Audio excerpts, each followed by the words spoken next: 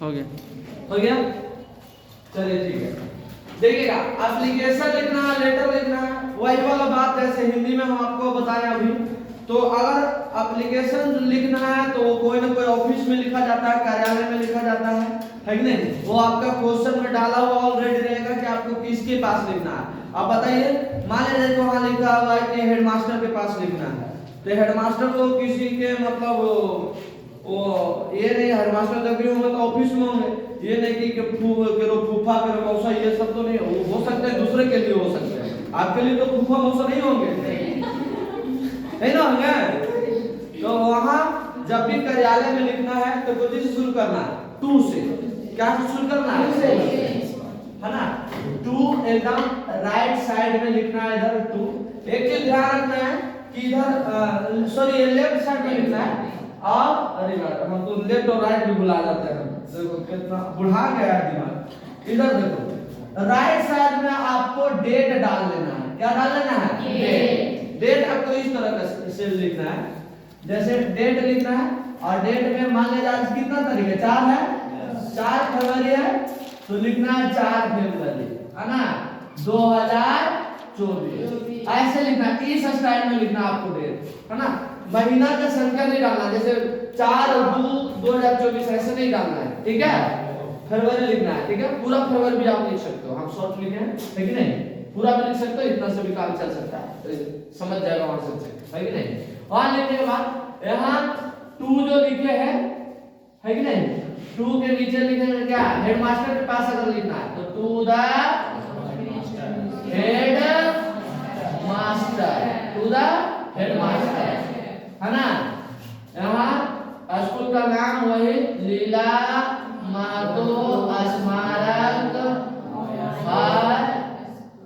School, क्या सोहैलपुर, school पूरा लिख देते हैं, है ना।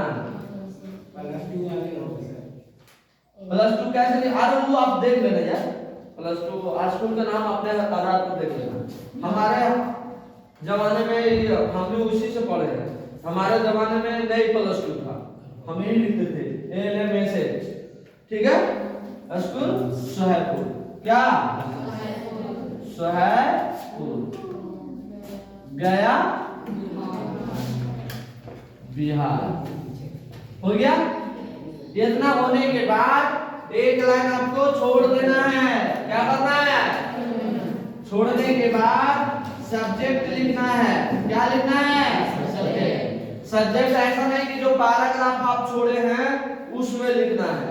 सब्जेक्ट पैराग्राफ माने तीन, जो 4 पार्ट में आपको कॉपी बांटने के लिए बताया है, तो तीनों पार्ट में आपको आंसर हर हाल में देना है। एक पार्ट में आप खाली क्वेश्चन नंबर, क्वेश्चन और आंसर लिख सकते हैं, बाकी कुछ नहीं लिख सकते हैं, ये चीज ध्यान रखना हमेशा, ठीक है। आप उसके बाद सब्जेक्ट लिखेंगे वही चौथाई वाले भाग के बाहर से लिख देंगे, ठीक है। सब्जेक्ट में जैसे सब्जेक्ट आपका क्वेश्चन में भी डाला जा सकता है, डाला रहता है, वहां जैसे रहेगा कि write an application for 2 days leave due to illness, मतलब आप हेडमास्टर के पास 2 दिन के लिए एप्लीकेशन लिखिए, 2 दिन छुट्टी के लिए एप्लीकेशन लिखिए बीमार रहने के कारण। ड्यू टू इलनेस मतलब बीमार रहने के कारण। तो ड्यू टू जो लिखा था, ड्यू के कारण, वो रीजन हो गया, वो रीजन में डालना है कि आप छुट्टी क्यों लिख रहे हो। सब्जेक्ट में कौन डालना है? छुट्टी के संबंध में, जिसके संबंध में बोला गया। हो सकता है छुट्टी के अलावा दूसरा भी हो सकता है, छुट्टी के लिए ना लिखे। आपको एप्लीकेशन लिखना है, तो उसमें आपको परीक्षा एग्जामिनेशन फी माफ करवाने के लिए, एग्जामिनेशन फी माफ करवाने के लिए, तो उसके लिए आप सब्जेक्ट में लिख देना है पूरे एग्जाम अपोलोजाइज, है ना, या डिस्काउंट एग्जामिनेशन फी, है ना, डिस्काउंट के लिए, या तो मंथली फी, है ना, डिस्काउंट मंथली फी, है ना। ऐसे कुछ भी, या तो आपको छुट्टी के लिए भी देगा, तो आपको माने बीमार रहने के कारण नहीं, आपको छुट्टी आप माने कहा देगा कि आप इसलिए लिखिए क्योंकि आप जो है आप अपने बड़े भाई के शादी में आप अटेंड होने के लिए आप छुट्टी लीजिए, 1 दिन का या 2 दिन का, जितना दिन का कहेगा, तो इसके लिए ये सारा आपको वहां पे डालना। हम मान लेंगे कि हम छुट्टी के संबंध में लिख रहे हैं, है ना, तो लिख देंगे क्या? 2 दिन की छुट्टी वहां एप्लीकेशन में लिखा हुआ था, 2 days लीव, 2 days गया कि 2 दिन के छुट्टी के लिए, 2 दिन के छुट्टी के लिए। अब फिर से एक लाइन छोड़ देना है कि नहीं, पूरा साफ साफ पता चलना चाहिए। उसके बाद क्या लिखेंगे, सर या तो मैडम, एक ही चीज से काम चलाओ ना, सर लिखो, मैडम दोनों नहीं लिखना है, खाली मैडम लिखना है या तो सर लिखना है।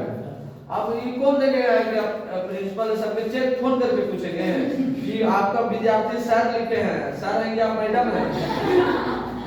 इतना फुर्सत है, एक ही चीज से काम चलाइए, बात समझ आ रही है?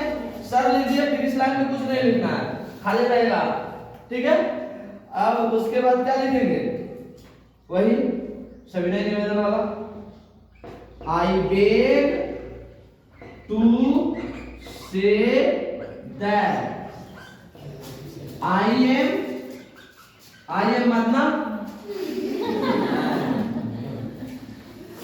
मदना कुमार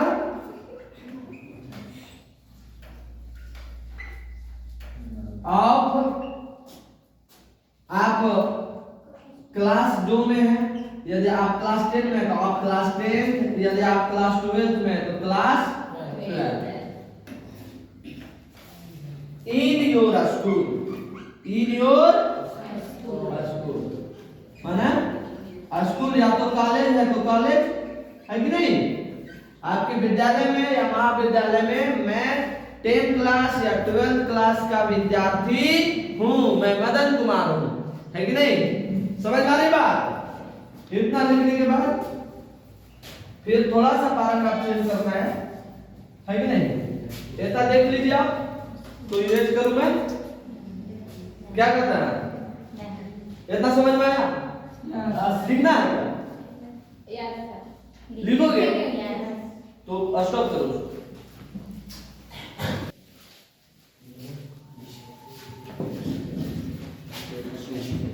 चलिए स्टार्ट हो गया। उसके बाद देखो यहाँ कहाँ तक लिखे थे, यहाँ हम हाँ मतलब अपना परिचय थोड़ा सा दे दिए।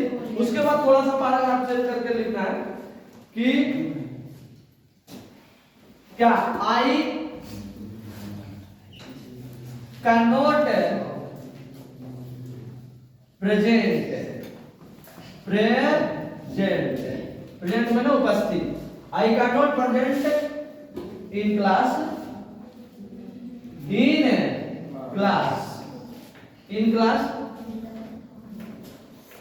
अब वहां कह रहे हैं कि मैं क्लास नहीं अटेंड कर सकता हूं, तो क्यों, रीजन भी तो बताना है, तो रीजन वहां लिख भी देता है कभी-कभी, जैसे लिख देगा कि बीमार रहने के कारण आपको छुट्टी लेना, तो रीजन बता देना कि बीमार है इसलिए, है ना, या आप कहीं शादी में जा रहे हैं इसलिए छुट्टी लेना है, तो वहां रीजन तो बता ही दिया कि आप शादी में जा रहे हैं, है ना, तो मान लीजिए कि हम बीमार होगा, हल्का लेते हैं, है ना, तो यहाँ लिखेंगे क्या, I can not attend in class due के मतलब के कारण, ड्यू टू मतलब के कारण, ड्यू टू इलनेस मतलब बीमारी होने के कारण मैं प्रेजेंट नहीं हो सकता हूं, उपस्थित नहीं हो सकता हूं क्लास में, है ना। सो इसलिए प्लीज, इसलिए कृपया प्लीज गिव मी टू, कितना दिन के छुट्टी, क्या है, 2 दिन है, 2 डे लीव। अब कब से कब तक, तो लिख देंगे 2 दिन के, तब फ्रॉम, मान लिया आज 4 तारीख है, तो मान लिया जाए कि 4 से 5 2 दिन की छुट्टी हो जाएगा, तो लिखेंगे पहला डेट के पहले फ्रॉम लिखेंगे, फ्रॉम 4/2/2024, टू माने से, 5/2/2024, 3 माने तक, है ना, माने 4 से लेकर के 5 तक छुट्टी चाहिए 2 दिन का, है ना। उसके बाद पैराग्राफ ये लाइन छोड़ देंगे, फिर एक लाइन छोड़ने के बाद यहां से लिखेंगे देयर फोर, इसके लिए, therefore I shall always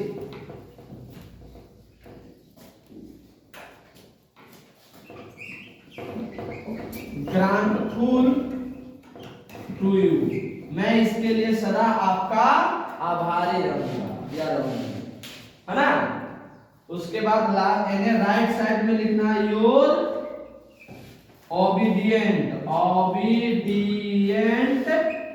student, आपका विश्वासी छात्र, नाम रोल नंबर जो भी है इधर डाल देना, ठीक है। इस तरह से समझ में आया ये बात, समझ गए? चलो ठीक है, तो ये था एप्लीकेशन। अच्छा एक चीज और इसमें समझ लो, चेंज कहां कहां हो सकते हैं। तो क्वेश्चन में के आधार पर चेंज होगा। क्वेश्चन में जैसे वहां मान लिया कि एप्लीकेशन आपको छुट्टी के लिए नहीं कहा है, मान लिया कि आपको एप्लीकेशन फी माफ करने के लिए था, तो सब्जेक्ट में तो वहां लिखेंगे कि फी के लिए कह रहा था, डिस्काउंट द फी लिखेंगे, एग्जामिनेशन फी कहे या मंथली फी कहे, जो भी कहे, है कि नहीं, वहां डालेंगे। तो फिर इधर रीजन भी तो बदल जाएगा। अब वहां एग्जामिनेशन फी माफ करवा रहे हैं, डिस्काउंट करवा रहे हैं, और यहाँ लिख रहे हैं I can not present in my class, क्योंकि ये कुछ हुआ एग्जामिनेशन फी माफ करवाना है तो तू प्रेजेंट का नहीं होगा। बस समझ में आ रहा है? तो ये सब चेंज होगा कि नहीं होगा? चेंज हो जाएगा। फिर उसके आधार पर लिखना पड़ेगा कि मैं क्या है, I beg to say that, सविनय निवेदन के साथ ये कहना चाहता हूं कि आई एम मदर कुमार ऑफ क्लास 10 या 12 इन योर स्कूल, मैं आपके विद्यालय का मदर कुमार हूं, है कि नहीं। आई एम वेरी पुअर, मैं बहुत गरीब हूं। माय फादर कैनॉट पे any examination fee, so please discount examination फी, है ना, ये कर देंगे।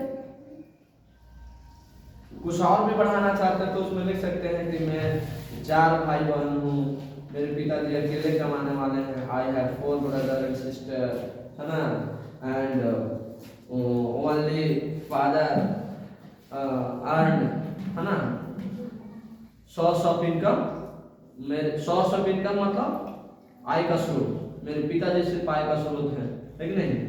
So my father's economical condition is not very good, है ना।